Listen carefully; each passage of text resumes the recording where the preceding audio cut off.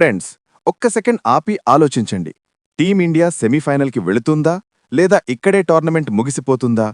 ఈ ప్రశ్నకి సమాధానం మార్చి 1 నాడు కోల్కతాలో జరగబోయే ఒక్క మ్యాచ్ పైనే ఆధారపడి ఉంది.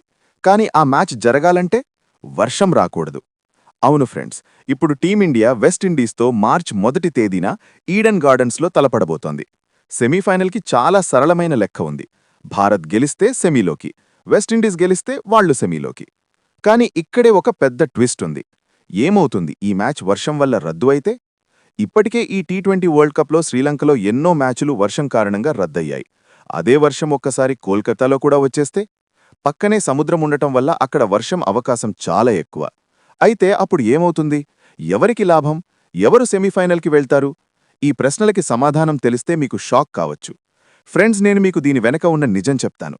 మ్యాచ్ రద్దు అయితే 2 జట్లకి ఒక్కొక్క పాయింట్ పంచి ఇస్తారు. అంటే ఇప్పటికీ 2 పాయింట్లు ఉన్న 2 జట్లు కూడా 3 పాయింట్లవుతాయి. పాయింట్లు సమానమైనా ఇక్కడే ఆట మారిపోతుంది. పాయింట్స్ టేబుల్ చూస్తే వెస్టిండీస్ ఇప్పటికే భారత్ కంటే ముందున్నారు. కారణం net run rate. Bharat net run rate ఇంకా -0.10లో ఉంది. సౌత్ ఆఫ్రికా మ్యాచ్లో వచ్చిన ఆ భారీ ఓటమి భారత్ను చాలా కిందికి లాగేసింది. మరోవైపు వెస్టిండీస్ జింబాబ్వేపై 100 రన్లు పైగా గెలిచిన ఆ పెద్ద విజయం వల్ల వాళ్ల నెట్ రన్ రేట్ 1.791 వద్ద ఉంది. కాబట్టి మ్యాచ్ రద్దు అయితే 2 జట్లకి 3 పాయింట్లు వచ్చినా నెట్ రన్ రేట్లో ముందున్న వెస్టిండీస్ రెండో స్థానంలో సెమీఫైనల్కి క్వాలిఫై అయిపోతారు. టీమిండియా ఇక్కడే టోర్నమెంట్ నుంచి బయటపడిపోతుంది. అంటే ఒక మాటలో చెప్పాలంటే వర్షం వచ్చినా ఈసారి పూర్తి నష్టం టీమిండియాకి మాత్రమే, మరే జట్టుకి కాదు. కాబట్టి ఫ్రెండ్స్, ఇప్పుడు దేవుడికి ఒక్కటే ప్రార్థన చేయండి. వర్షం రాకూడదు, ఏ కారణం చేతైనా ఈ మ్యాచ్ రద్దు కాకూడదు. కేవలం మ్యాచ్ జరిగి టీమిండియా వెస్టిండీస్ని ఓడించాలి.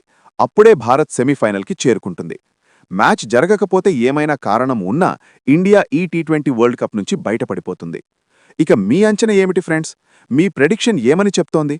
కామెంట్ సెక్షన్లో తప్పకుండా చెప్పండి. ఏ జట్టు సెమీఫైనల్కి వెళ్తుందో